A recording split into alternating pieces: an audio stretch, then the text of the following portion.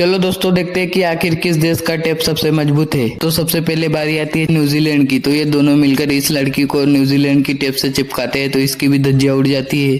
तो अब बारी आती है पाकिस्तान की। तो ये दोनों मिलकर पाकिस्तान की टेप से चिपकाते हैं तो इसकी भी धज्जियां उड़ जाती है। अब बारी आती है हमारी इंडिया का।